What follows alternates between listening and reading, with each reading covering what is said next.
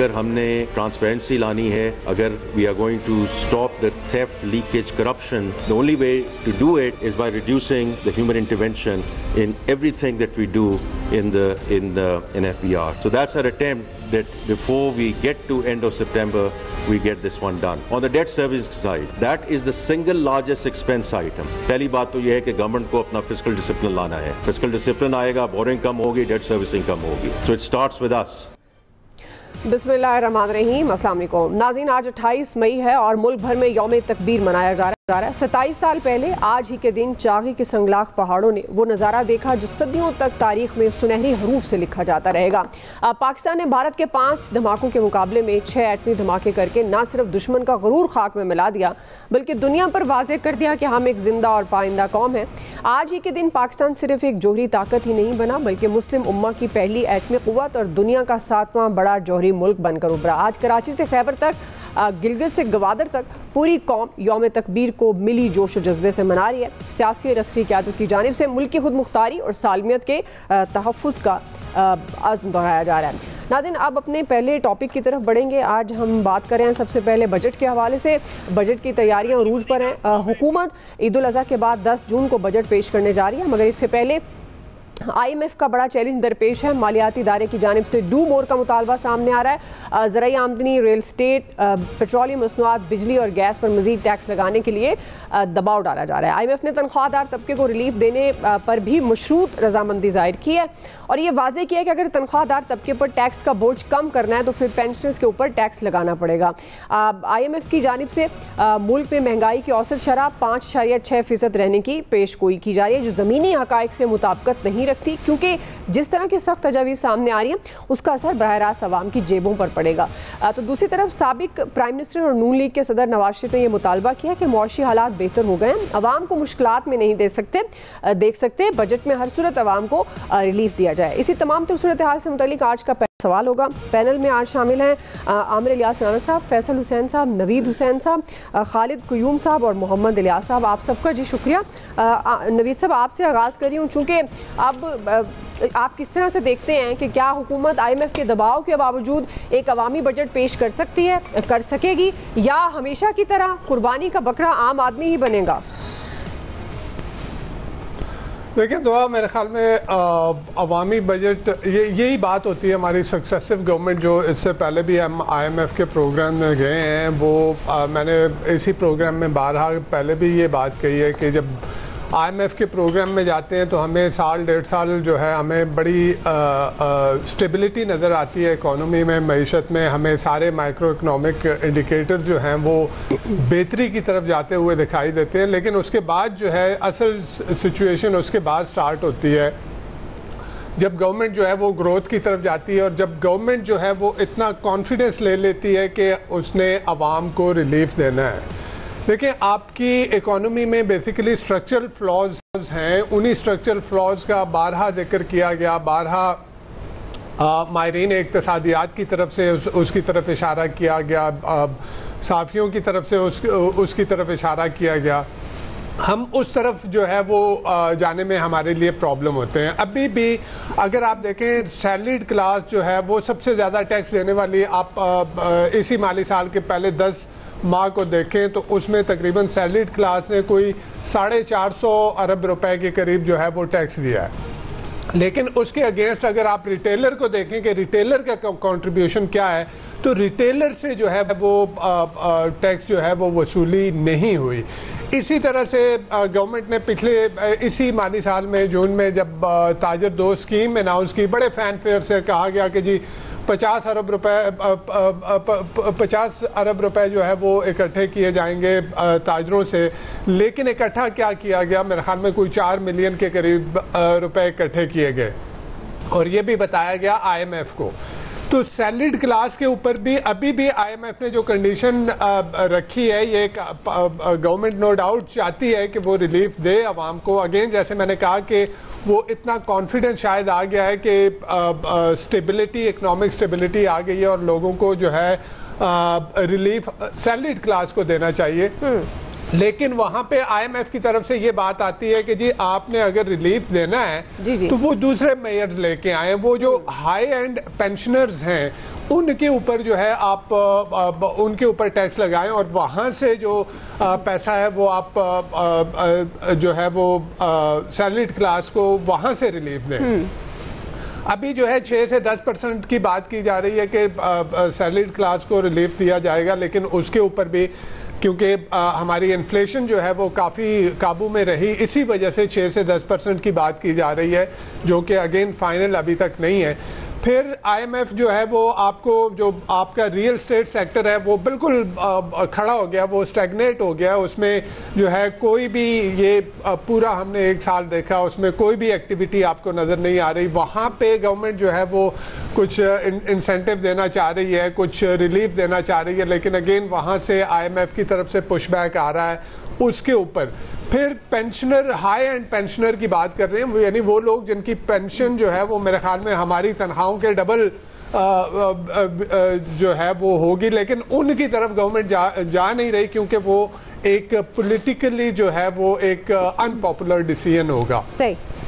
तो गवर्नमेंट अगर ये और जो आगे कंडीशन सामने और भी आ रही हैं, दुआ एक चीज जिसका मैं जिक्र इन पर्टिकुलर करूंगा, वो जो इकोनॉमी में आप जो आपकी जो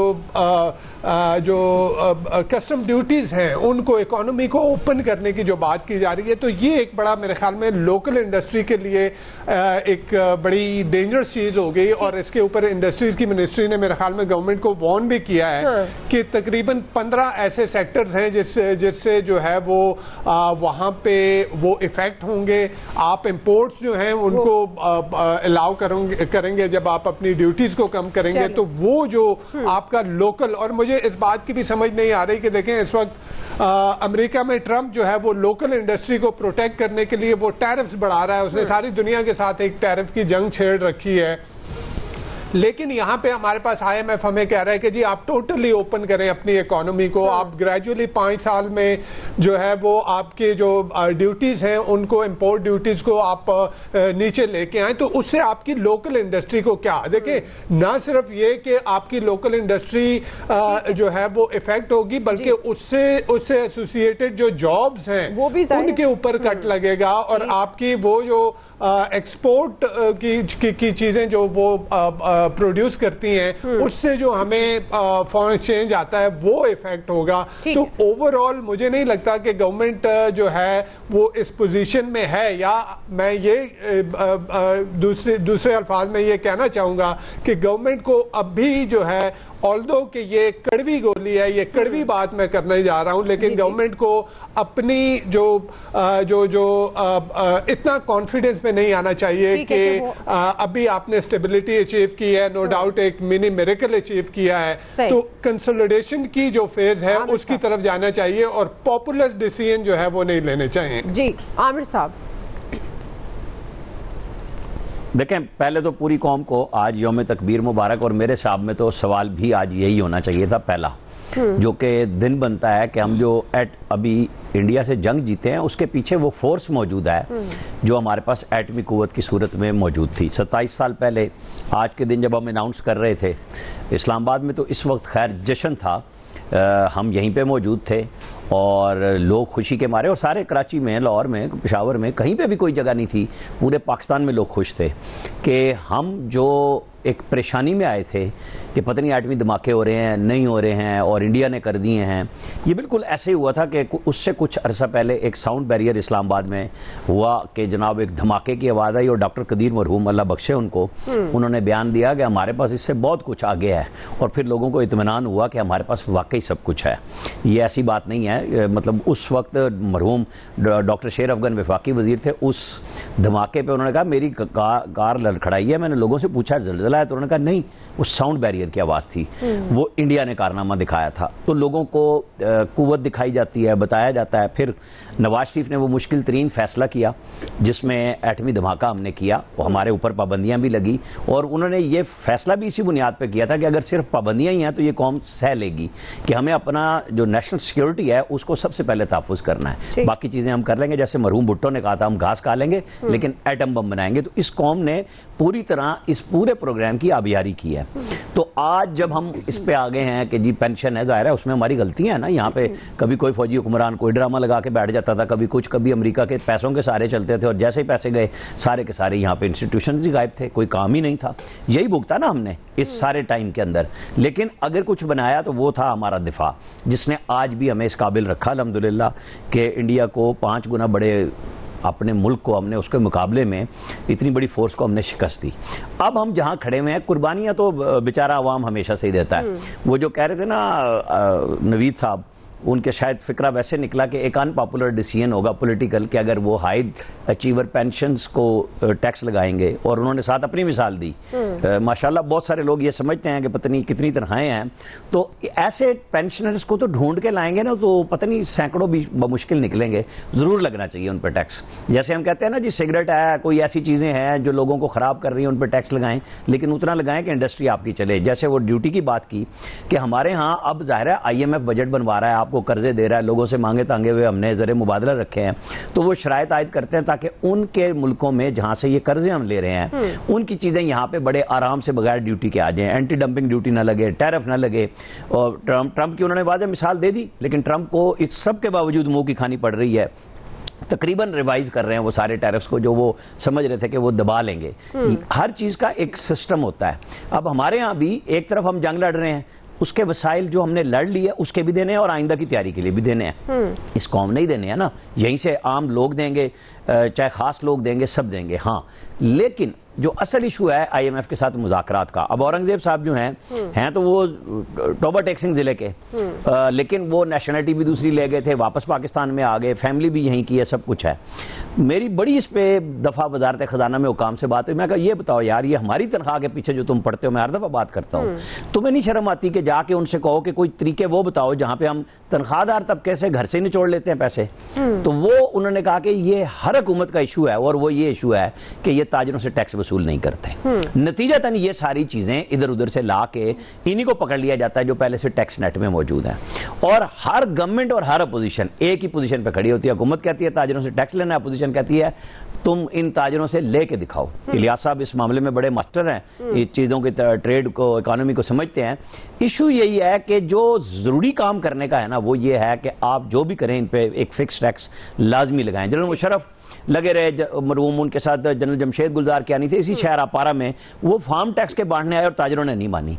असल ये माफिया है जो टैक्स नहीं देता। हमारे भाई हैं, हमारी फैमिली के लोग ही हैं ना, ताजर वगैरह पाकिस्तानी हैं, लेकिन ये करना पड़ेगा कि भाई वोट, जैसे आपने रियासत के लिए कुर्बानी दी ना सियासत की, तो यहां पे भी करें कि ये जो मुल्क चलाना है ना, ये भी रियासत चलाने के मुतरादिफ है कि आप सिर्फ तनख्वाहदार तबके को निशाना रख के उन्हीं के ऊपर चोट लगाई जाए और टैक्स बढ़ा दें इधर से और उधर से। जिनके पास पैसा है आप शहरों के नाम लेते जाएं, मार्केटों के नाम लेते जाएं, कराची, लाहौर, इस्लामाबाद, पिंडी, पेशावर, फैसलाबाद, गुजरांवाला, लाखों रुपए के प्रॉफिट्स डेली उठाते हैं और हराम है जो टैक्स टकेगा देते हो।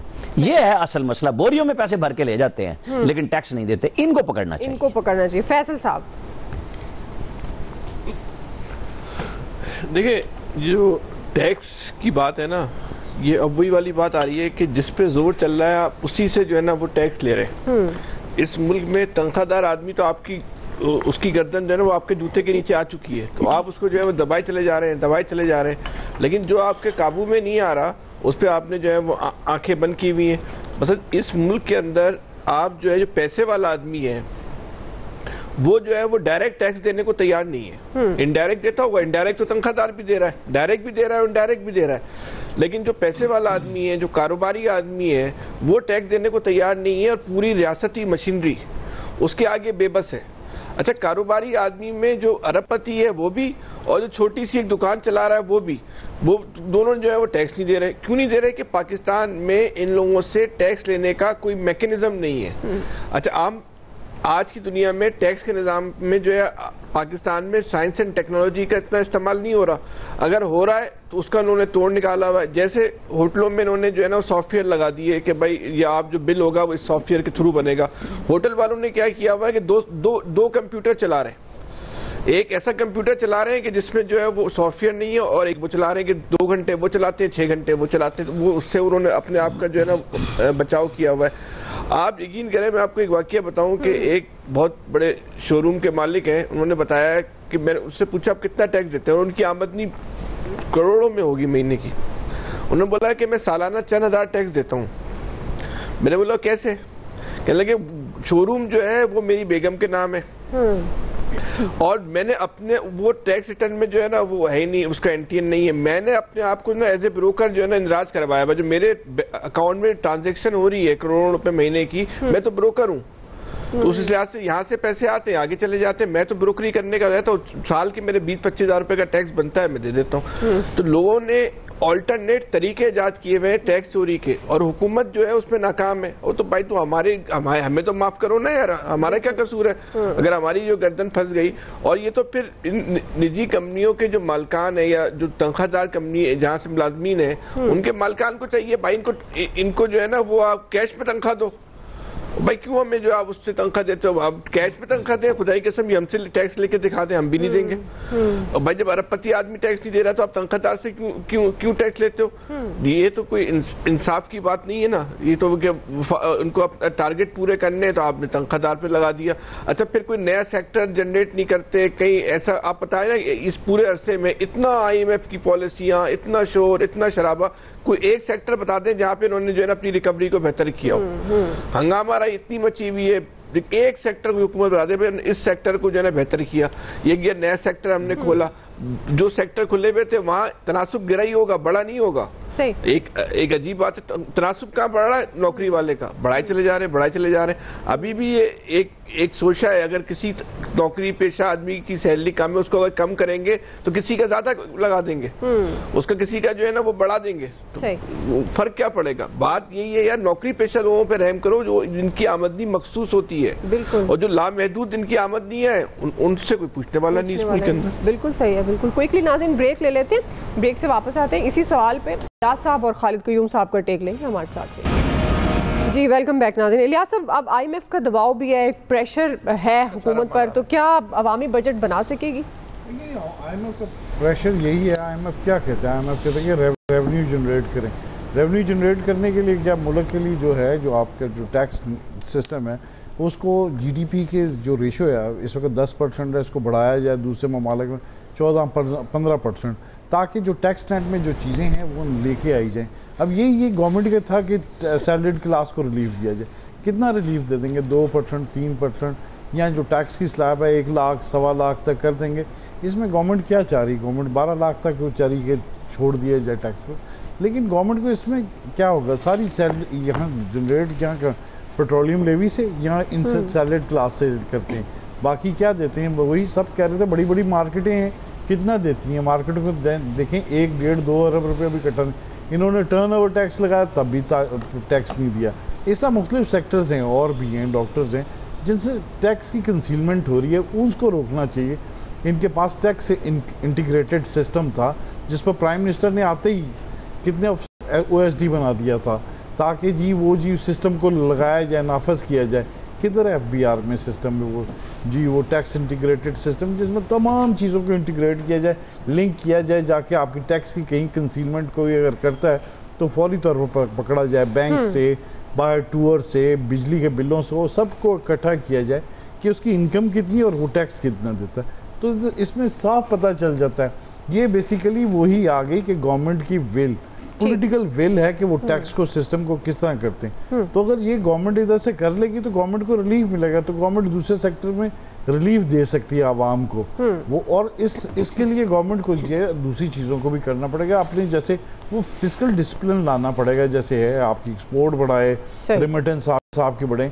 लेकिन अब देखिए राह खुली है, पाकिस्तान ने एक अपना बेहतर जंग लड़ी है, उसके बाद देखें आपके कुवैत में भी 19 साल के बाद मिल गए कि आपके बंदे जाएंगे, आपके वर्कर्स जाएंगे, उधर से रेमिटेंस लेके आएंगे, रेमिटेंस आएंगे, आपकी रेमिटेंस बढ़ेगी। इसी तरह जो चीज़ें हैं आपकी एक्सपोर्ट बढ़नी चाहिए, उन सेक्टर्स में जाना चाहिए जो रेलिवेंट, जो पहले के नहीं है, गैर रवायती सेक्टर्स में जाएं। अमेरिका से टैरिफ के साथ तय करें जो कि आपकी एक पोजीशन अब बेहतर है। आप उन दोस्त ममालिक के साथ जाएं, अपनी एक्सपोर्ट बढ़ाएं, अपनी इन्वेस्टमेंट पाकिस्तान में लेके आएँ।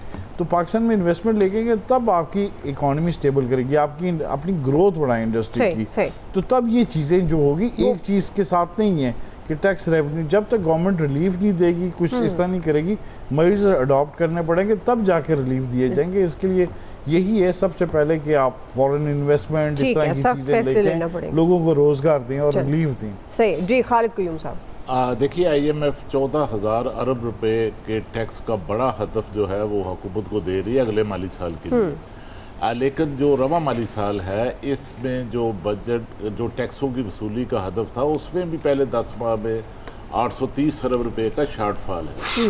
एक तरफ तो हुकूमत का FBR का चैलेंज ये होगा कि इस हदफ को पूरा कर सकेगी, और दूसरा इसमें कोई शक नहीं कि IMF का जो रिफॉर्म का एजेंडा होता है वो हमेशा किसी भी मुल्क की मैशत की बहाली का एजेंडा होता है। लेकिन IMF का जो रिफॉर्म का ये एजेंडा है और टैक्सों का इतना बड़ा बोझ है, इसकी असल कीमत जो है वो अवाम ने, आम आदमी ने अदा करनी है। लेकिन इसका जो वसूलियां हैं, जो रेवेन्यू है वो हुकूमत का बढ़ता है। तो अब टैक्सों की जो रेवेन्यू है उस पर भी वफाक और सूबों के दरमियान एक तनाज़ा बनता हुआ नजर आ रहा है, क्योंकि सूबे जो है वो जो NFC अवार्ड था 18वीं तरमीम के बाद, उसमें जिस तरह सूबों के वसाइल बढ़े, अब तो सिंध और पंजाब जो हैं दो बड़े जो सूबे हैं वो तो वफाक से भी बड़ा जो है ADB सालाना प्रोग्राम बजट जो है उसकी तैयारी कर रहे हैं। लेकिन अब जो भारत के साथ कशीदगी हुई है, भारत के साथ जो भारतीय जारहियत हुई है, उसके बाद मैं समझता हूँ कि जो हमारा दफाई बजट है उसमें भी एक बड़ा इजाफा जो है वो नागजीर होगा।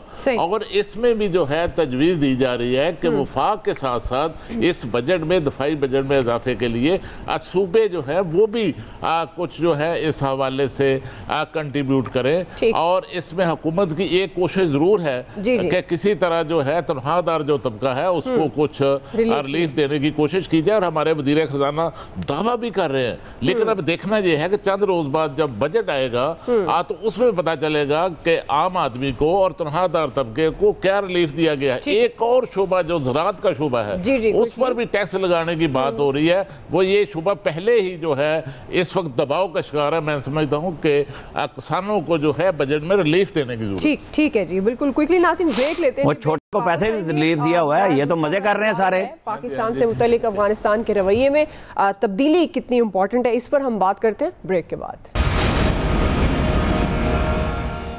भारतीय प्रोपेगेंडे के खिलाफ पाकिस्तान की सिफारतकारी जारी है। नाज़रीन, प्राइम मिनिस्टर शहबाज शरीफ तुर्किया ईरान के बाद आज़रबाईजान में मौजूद हैं, जहां अहम मुलाकातें हो रही हैं। ताहम पाकिस्तान की सिफारतकारी के हौसला अफजा और मुस्बत नताइज आना शुरू हो गए। अफगानिस्तान के रवैये में बड़ी तब्दीली देखने में आई है। अफगान तालिबान कमांडर सईदुल्लाह सईद ने फितनतुल खवारिज को वार्निंग जारी करते हुए दो टोक अल्फाज में ये वाज़ेह किया कि पाकिस्तान में लड़ना जायज़ नहीं। अगर रियासती क़यादत पाकिस्तान ना जाने का हुक्म दे चुकी है तो उसके बावजूद वहाँ जाना दीनी नाफरमानी है। एक जगह से दूसरी जगह हमले करने वाले अफराद को मुजाहिद कहना गलत है। अपनी अना या गिरोह की वाबस्तगी की बुनियाद पर किया गया जहाद शरीयत के मुताबिक फसाद तस्वुर किया जाएगा। अहम डेवलपमेंट से मुतल्लिक ये दूसरा सवाल खालिद क़य्यूम साहब आपसे आगाज़ कर रही हूँ, वक्त का ख्याल रखिएगा। अब ये जो पाकिस्तान से मुतल्लिक अफगानिस्तान के रवैये में तब्दीली देखने में आई, ये कितनी इंपॉर्टेंट है? क्या इसे पाकिस्तान की बेहतरीन सिफारतकारी का नतीजा कहा जा सकता है? देखिए, जब भारत की तरफ से पाकिस्तान के खिलाफ जारहियत की जा रही थी और मनसूबाबंदी की जा रही थी, तो उस दौरान पाकिस्तान ने खामोशी के साथ जो है वो अफगान अबूरी हुकूमत की क़यादत के साथ भी अपने मामलात को जारी रखा। और इसमें चीन का एक बुनियादी जो किरदार है वो इसमें शामिल है। ख़ास तौर पर हमारे जो मुस्तकिल मंदूब हैं अफ़गानिस्तान के बारे में, उनकी जो मीटिंग्स हैं अफ़गान क़यादत के साथ और जो है वो जारी थी, जिसके बाद फिर हमारे वज़ीर ख़ारजा और नए वज़ीर आज़म इसहाक़ डार का दौरा जो अफ़गानिस्तान है वो मुमकिन हुआ। और इस दौरे में ख़ास तौर पर इसके बाद जो सैफरी की इजलास हुआ है चीन के अंदर, उसमें अफ़गान जो क़यादत थी, हुकूमत थी, उनकी तरफ से यकीन दहानी कराई गई थी कि ये जो फितनतुल ख़वारिज हैं इनके ख़िलाफ़ जो है, जो अफ़गानिस्तान के अंदर जो TTP को जो सपोर्ट कर रहे हैं उनके खिलाफ एक्शन लिया जाएगा।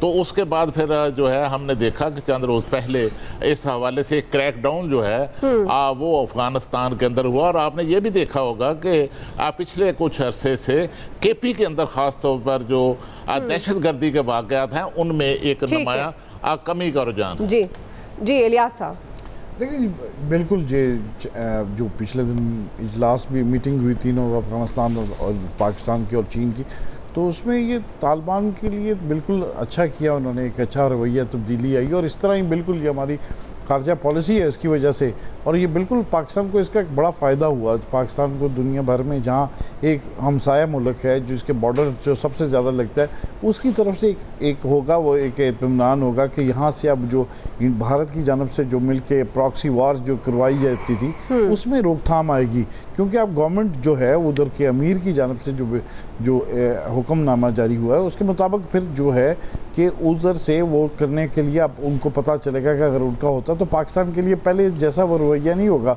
अब मुस्बत होगा, उससे पाकिस्तान को बहुत फ़ायदा होगा इस तरफ से। तो भारत को इस जानब से एक बड़ी एक होगा कि जो शिकस्त हुई है कि एक दफ़ा फिर वो जो जहाँ से सबसे ज़्यादा वो पाकिस्तान पर हमले करवाता था वहाँ से उसका काम जो है वो रुक जाएगा। ठीक जी आमिर साहब,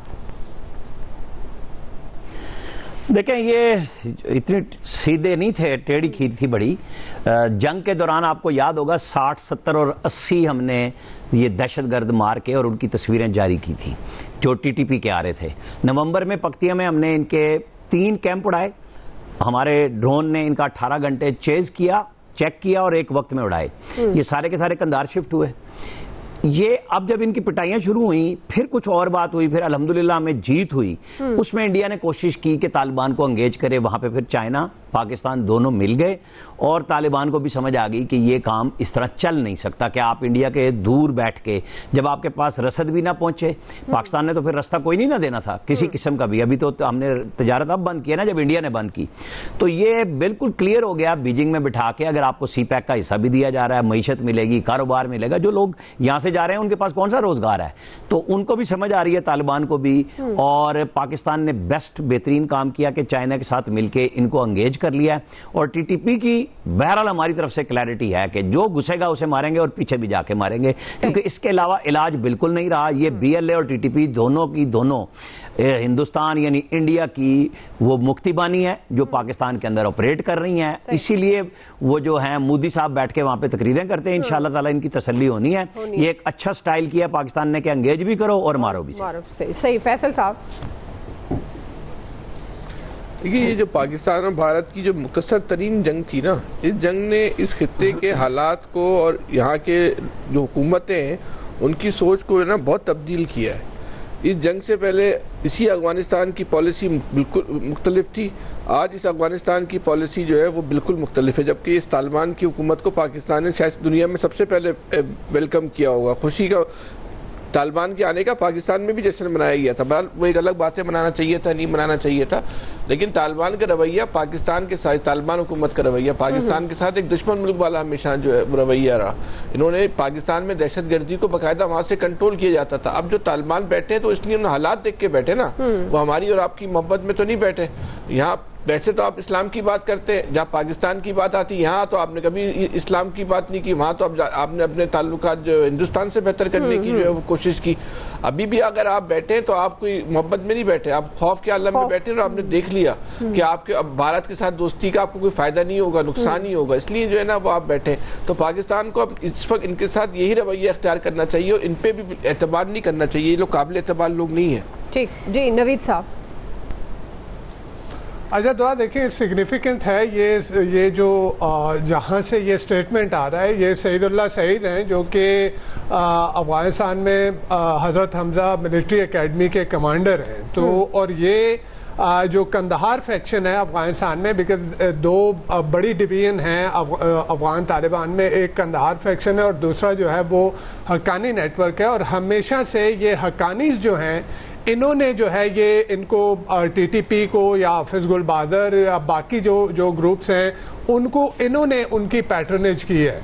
अब ये सईदुल्लाह सईद जो हैं ये कंदहार फैक्शन से हैं और इसका मतलब है कि ये जो कुछ इन्होंने कहा है ये डायरेक्ट, जिनको ये अमीर उल मोमिनीन कहते हैं, अपना रूहानी लीडर कहते हैं मुल्ला हिब्तुल्लाह, ये उसकी तरफ से डायरेक्ट ये बात आ रही है। और इसमें एक जो सबसे इम्पॉर्टेंट चीज़ जिसने बड़ा रोल प्ले किया, ये जो आमिर साहब ने बात की कि ये इंडिया के साथ टिफ के दौरान जो हमने 60-70 लोग मारे थे, उनमें से तकरीबन 35 लोग जो थे, वो तकरीबन 50% जो थे वो अफगान शहरी थे। और ये पाकिस्तान ने सबूत दिए हैं कि देखें ये आपके शहरी हैं, हमने बायोमेट्रिक किए, हमने सारी जो है वो करके, तो वो उसके बाद जो वहां पे क्रैकडाउन हुआ, जिसको वो लोया पक्तिका कहते हैं, उसमें पक्तिका और खोस के जो उनके प्रोविंसेस शामिल हैं, वहां पे उन्होंने क्रैकडाउन किया। और जो टाइम खत्म हो गया, आप सबका जी आज के एक्सपर्ट से इतना ही, ख्याल रखिए, अल्लाह हाफिज।